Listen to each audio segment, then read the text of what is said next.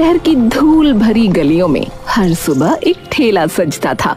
ठेले पर ताजा आलू टिक्की की खुशबू उठती, लेकिन उन टिक्कियों की खुशबू से ज्यादा भारी था उस आदमी का दुख। उसका नाम था रघु। हे भगवान, आज तो कुछ ग्राहक आ ही जाए, वरना फिर घर में बवाल मच जाएगा। रघु की जिंदगी एक तवे पर चटकते तेल जैसी थी। शोर बहुत, लेकिन हासिल कम। दिन भर खड़ा होकर आलू टिक्की बेचता और शाम होते होते बस कुछ सिक्के उसकी जेब में खनकते।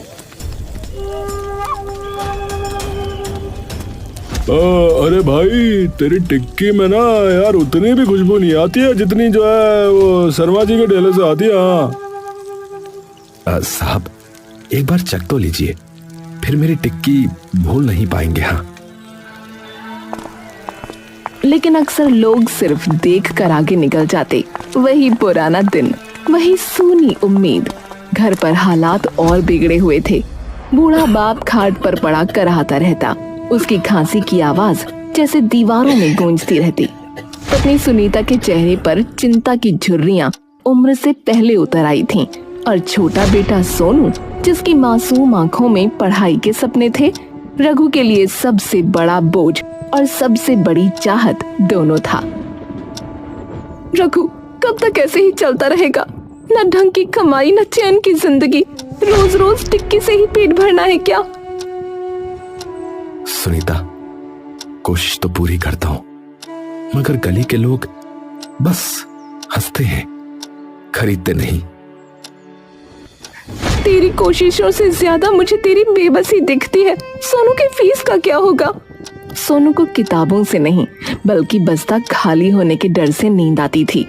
और इन सब के बीच सबसे बड़ी आफत था रघु का छोटा भाई मुकेश। मुकेश बहुत कमीना था। बाहर से सीधा सादा, पर भीतर से खोखला।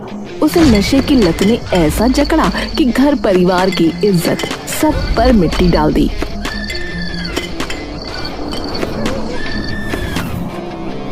भाई तो दिन भर खपता है, मौज तो असली मैं ही कर रहा हूँ। या मुकेश की बारी असली मौज।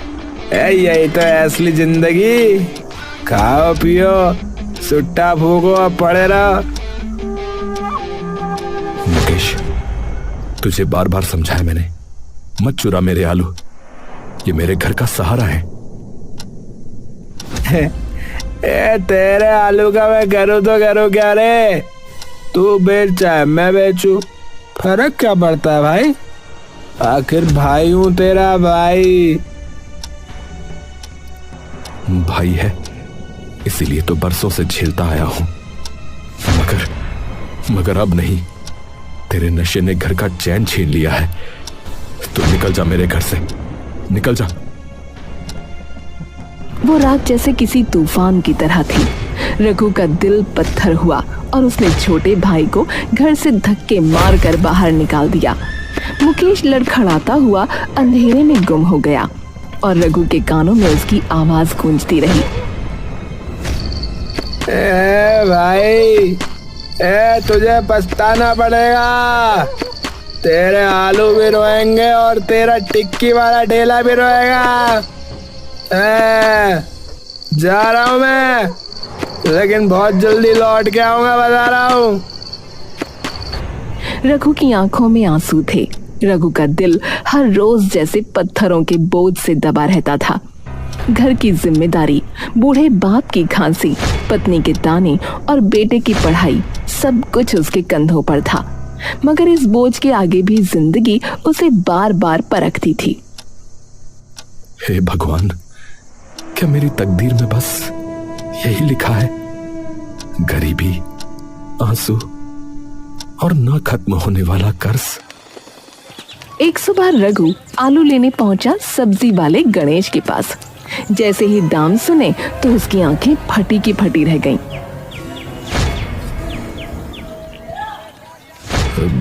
गणेश भाई, ये क्या मजाक है? इतने महंगे आलू लोग खरीदेंगे कैसे? मेरा धंधा बैठ जाएगा। अरे रघु, देखो भाई, मजाक नहीं है। जितने में किसान से आलू मिलते हैं उतने में ही तो मैं तुम्हें देता हूँ। ऊपर से घर पर मेरा बाप बीमार है, हैं? दवाई का खर्चा अलग। अब बताओ मैं क्या करूं, हैं? क्या करूं मैं? अरे तो क्या मैं चोरी कर लूं, तेरे आलू उठा के ले जाऊं? अरे अरे देख भाई, अगर तेरे बस में है तो उठा ले, मगर याद रख बाप का आलू पेट नहीं भरता, सिर्फ घर जला देता, बता रहा हूं। रघु के दिल में जैसे तूफान चल रहा था। मौका साफ था, अगर चाहे तो बोरी उठाकर भाग जाए, मगर उसी पल उसके मन की गहराई से आवाज आई,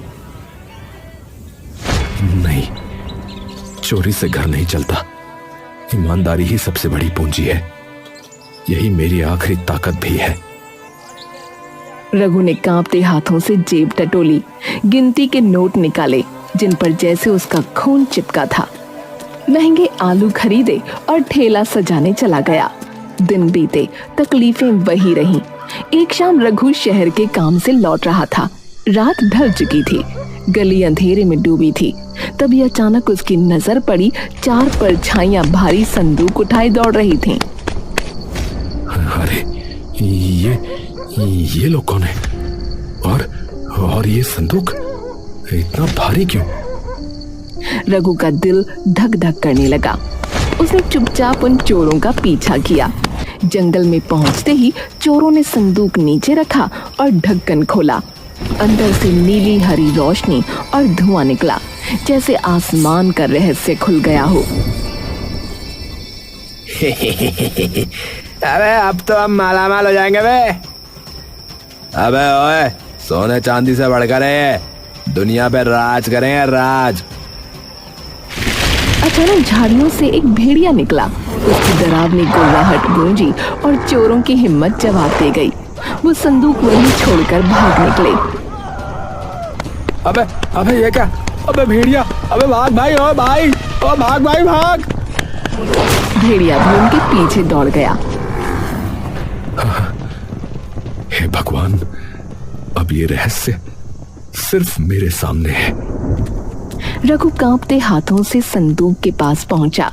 अंदर अजीब सी चमक थी, जैसे पूरी दुनिया का जादू उसमें बंद हो। क्या तुम जादुई हो? अगर हाँ तो मुझे एक आलू दे दो। उसके इतना कहते ही आलू निकल आया। हे भगवान, ये तो सचमुच जादुई है। अगर इसे घर ले जाऊं तो जिंदगी बदल जाएगी। बाप का इलाज, बेटे की पढ़ाई, सब हो जाएगा। लेकिन अगर ये गलत हाथों में गया तो पूरी दुनिया बर्बाद हो जाएगी। लालच इंसान को निगल लेता है। कहीं मैं या मेरे घर वाला ही कोई लालच का शिकार हो गया तो। बहुत सोचने के बाद रघु ने संदूक का एक हिस्सा खोला। उसमें से बस एक अजीब सा आलू निकाला और पूरा संदूक पास के खेत में गाड़ दिया। घर पहुंचकर उसने सब कुछ सुनीता को बताया।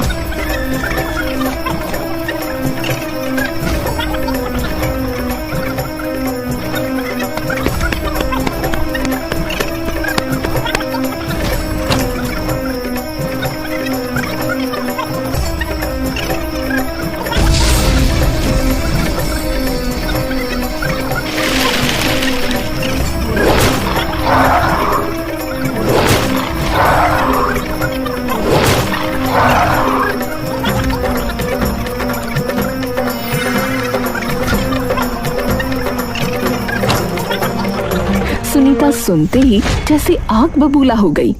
तुम पागल हो गए हो क्या? अगर संदूक ले आते तो हमारी जिंदगी बदल जाती, बाप का इलाज, बेटे की पढ़ाई, सब हो जाता। सुनीता, लालच इंसान को खा जाता है। अगर मैंने वो संदूक उठा लिया तो उसका जादू हमें भी बर्बाद कर देगा। बेहतर है कि वो जमीन में ही दबा रहे। सुनीता की आंखों से आंसू बहे, मगर रघु की आंखों में अजीब सी चमक थी, ईमानदारी की चमक। अगले ही दिन गणेश आलू लेने किसान राम सिंह के खेत पहुंचा। जैसे ही दाम सुने तो चौंक पड़ा। अरे राम सिंह भाई, अरे ये क्या है? अरे इतने सस्ते आलू, कल तक तो दाम आसमान छू रहे थे भाई, फिर रातों रात क्या हो गया? अरे भाई समझ नहीं आया, रातों रात जो है फसल दोगुनी हो गई और खेत ऐसे लहलहा रहे हैं जैसे किसी ने जादू कर दिया हो भैया। गणेश बोरी भर भर कर सस्ते आलू शहर लाया और रघु के ठेले पर पहुंचा। अरे रघु, अरे देख भाई, तेरी प्रार्थना रंग लाई।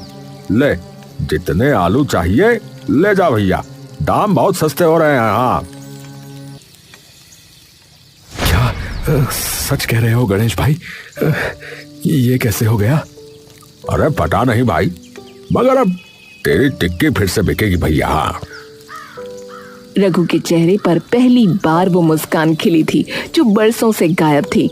सस्ते आलू मिल गए थे और वो मान बैठा था कि ये उसकी ईमानदारी की जीत है। उसके दिल में एक अजीब सी तसल्ली थी, जैसे भगवान ने उसकी सुन ली हो। उसने जादुई संदूक से लाए उस एक आलू को अलग रखने की ठानी थी, पर गलती से वो भी बाकी आलूओं में मिल गया और फिर उसकी टिक्कियों में घुल गया।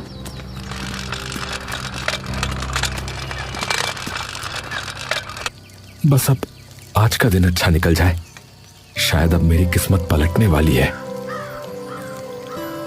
सड़क पर पहली ही लहर चली आलू टिक्की की महक। वो महक जैसे किसी जादुई मंत्र की तरह हवा में तैर रही थी। राह चलते लोग रुक रुक कर सूंघने लगे। बच्चे खींचकर अपनी माओं को ठेले तक ले आए। अरे भाई, अरे अरे आज तो तेरी टिक्की से गजब की खुशबू आ रही भाई, एक प्लेट लगा दे यार मेरे लिए। लीजिए साहब, बिल्कुल लीजिए, गर्मा गर्म टिक्की। और जैसे ही पहली टिक्की ग्राहक के मुंह में गई, उसके चेहरे पर ऐसा सुकून फैला जैसे बरसों का दर्द मिट गया हो। उसके बाद भीड़ जुटती चली गई। भाई मेरे लिए भी एक प्लेट यार, बड़ी अच्छी खुशबू आ रही भाई। क्या हो गया, क्या डाला है?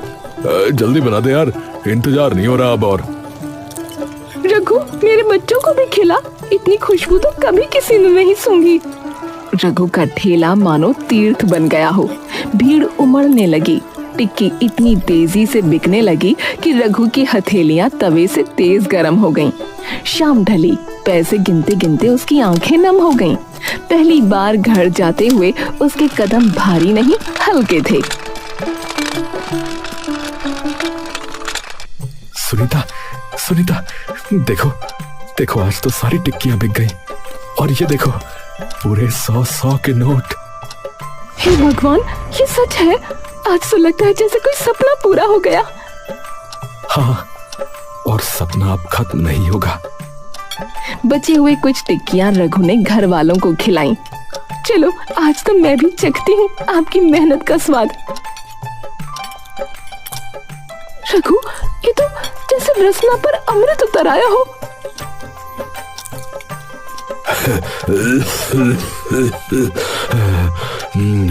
अरे अरे बेटा, अरे ये कैसा जादू है?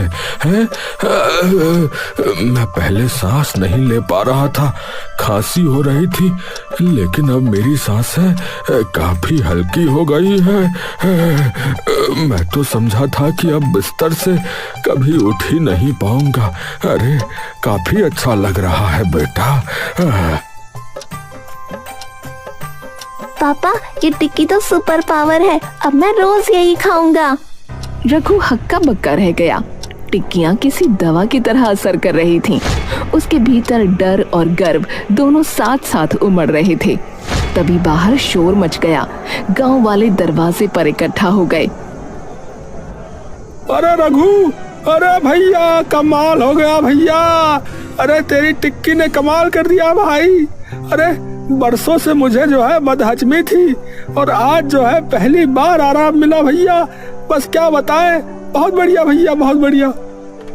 भाई, मुझे तो डॉक्टर ने कहा था मैं माँ नहीं बन सकती, पर आज टिक्की खाने के बाद पता चला मैं गर्भवती हूँ।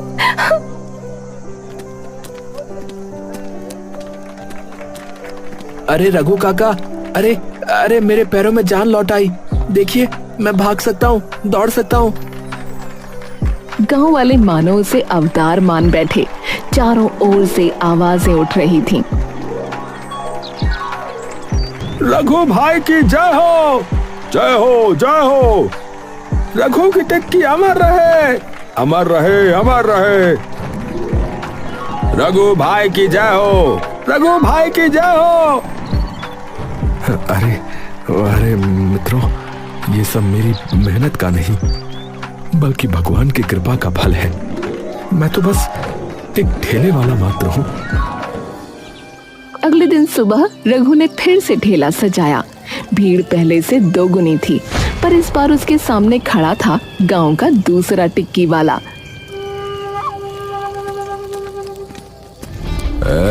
रघु सच सच बता, किस बाबा से जादू करवा के लाया रे तू है, या किसी तांत्रिक का दिया मसाला है तेरे पास हैं? सच सच बता। अरे नहीं भाई, मैंने कुछ नहीं किया। तो फिर मुझे टिक्की खिला, खिला टिक्की अपनी। अगर कुछ नहीं किया तो मैं भी देख लूंगा, खिला।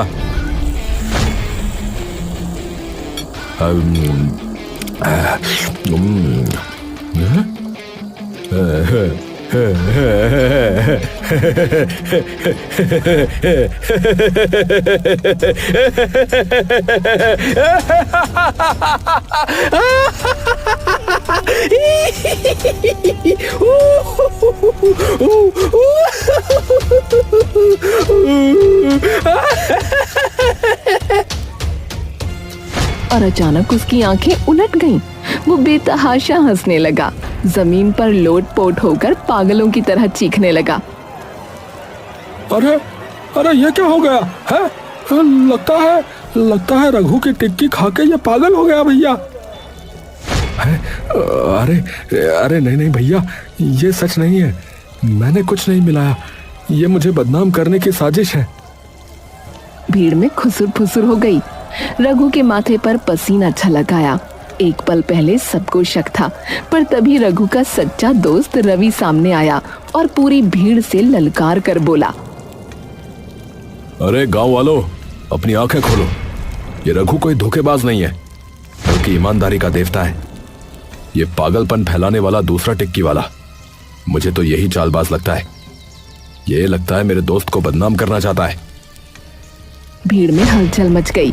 लोग समझ नहीं पा रहे थे कि किस पर यकीन करें, पर रवि की आवाज में इतनी सच्चाई थी कि जैसे आसमान भी गवाही दे रहा हो।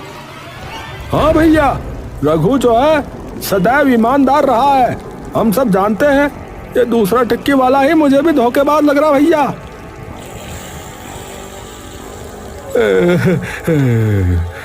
लगता है यहाँ दाल नहीं गलने वाली। भाग ले बेटा, भाग ले। वो दूसरा टिक्की वाला घबराकर लड़खड़ाया और भाग खड़ा हुआ। भीड़ फिर से रघु की टिक्की पर टूट पड़ी। शाम ढली तो भीड़ छटी। रघु अपने दोस्त रवि के साथ बैठा। भाई, आज तूने सच में मेरी इज्जत बचा ली। मगर सच बताऊं, ये सब कुछ सामान्य नहीं है। मैंने तुझे जो नहीं बताया था वो आज बता रहा हूं। क्या क्या नहीं बताया था? अरे कई दिन पहले मैंने जंगल में चोरों के हाथ में एक जादुई संदूक देखा। बाद में फिर उसी में से मैंने एक आलू लिया और संदूक खेत में गाड़ दिया।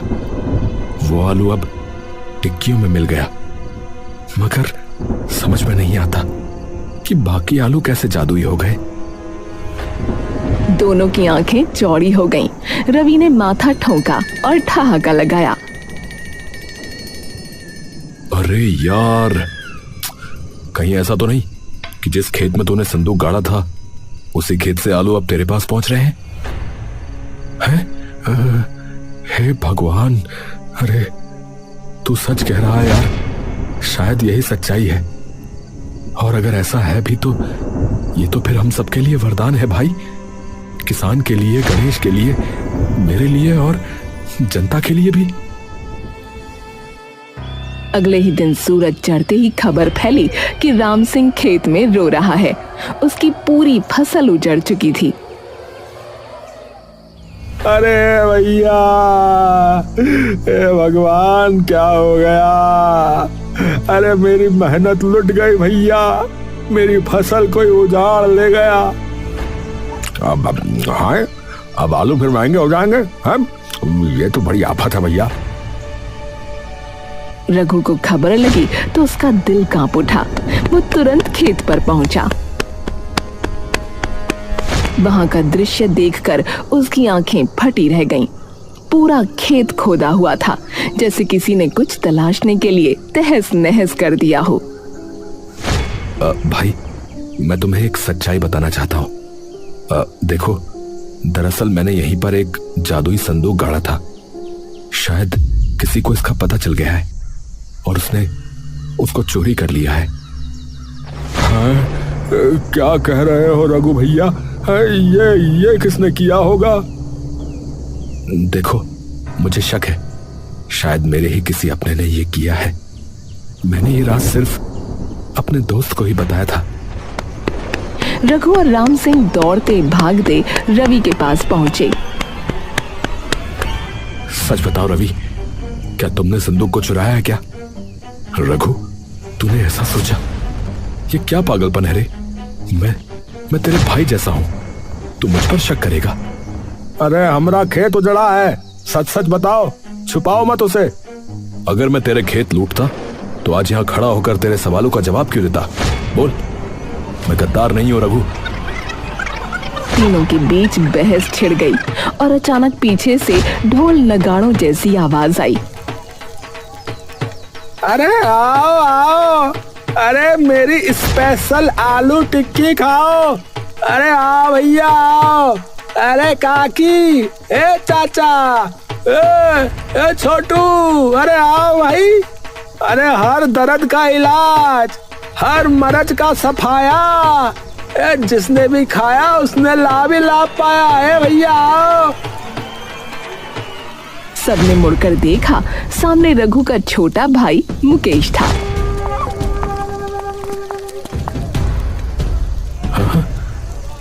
मुकेश, तू कब से टिक्की बेचने लगा रे? अरे जब से मुझे ये स्पेशल डिब्बा मिला है, स्पेशल है, अब मैं टिक्की का राजा हूँ, समझे? टिक्की राजा टिक्की, डिक्का चिक्की, डिक्का चिक्की। अरे तो तू ही है जिसने राम सिंह का खेत उजाड़ दिया और फिर वहां से संदूक भी चुरा लिया। सबकी मेहनत लूट ली तूने। अरे भैया पकड़ो इस कमीने को। हाँ ए भैया, अरे यही निकला हरामखोर कहीं का। हाँ, अरे इस नशेड़ी ने क्या कर लिया भैया? पकड़ो इसे। मुकेश ने संदूक की ओर देखा और जोर से चीखा। मुझे पकड़ोगे? मुझे पकड़ोगे? अरे ओ जादुई संदूक, ओ चल भाई मुझे बचा लो। और अचानक संदूक से दर्जनों आलू आसमान में उछल पड़े। लोग इधर उधर भागने लगे, कुछ गिर पड़े, कुछ चीखने लगे। अरे अरे ये क्या हो रहा है? अरे अरे आलू से लग गया भैया सर में। अरे अरे आलू मेरे पेट में जा लगा भाई। अरे अरे मेरा बच्चा गिर गया। अरे भाई भागो, अरे भागो भैया भागो, आलू आ रहे हैं, आलू आ गया भैया। अरे आलू से लग गई भैया, आलू से। अरे अरे ये तो कहर बन गया है। नहीं, ये जादू अब और मासूमों को नहीं रुलाएगा। रघु ने सीना तान कर संदूक की ओर छलांग लगाई। आलूओं की बारिश में भी उसने हिम्मत नहीं हारी। उसने दोनों हाथों से संदूक पकड़ लिया। मुकेश, छोड़ दे इसे, छोड़ दे इसे मुकेश। ये संदूक लालच का नहीं, भलाई का है। नहीं नहीं नहीं, अब ये मेरा है, मैं राजा बनूंगा, सब मेरे सामने झुकेंगे। देख, तू पागलपन मत कर। तू मेरा भाई है, पर लालच ने तुझे अंधा बना दिया है। लेकिन गलत तरीके से किसी की जीत नहीं होती, तो तू आज हारेगा। दोनों में जोरदार खींचतान हुई। आलुओं की गड़गड़ाहट आसमान तक पहुंच गई। भीड़ सांसें थामे देख रही थी। अंत में रघु ने पूरी ताकत लगाकर संदूक मुकेश के हाथ से छीन लिया और मुकेश को भीड़ ने घेर लिया। अब भाग नहीं सकता। ए भैया, पकड़ लो इसे। हाँ, पकड़ो इसे। हाँ, पकड़ लो। मुकेश पकड़ा गया। उसके चेहरे पर अब भी पागलपन था, पर संदूक उसकी पहुंच से दूर हो गया। रघु ने संदूक उठाकर सबके सामने रख दिया। ये संदूक किसी एक का नहीं, सबका है। अब से इसे गांव की भलाई के लिए इस्तेमाल किया जाएगा। जो लोग भी बीमार हैं उन्हें दवा मिलेगी, जो लोग भी भूखे हैं उन्हें रोटी, और किसानों की जमीन अब कभी सूनी नहीं रहेगी। भीड़ जयकारों से गूंज उठी। गणेश, राम सिंह और गांव वाले रघु को कंधों पर उठाकर नाचने लगे। सुनीता और सोनू की आंखों में गर्व के आंसू थे। अरे अरे रघु भाई, तुमने लालच को हराकर इस गांव को बचा लिया भैया। अब हम सब मिलकर इस संदूक को समाज की सेवा में लगाएंगे। हाँ भाई। पापा, आप तो सच्चे हीरो हो।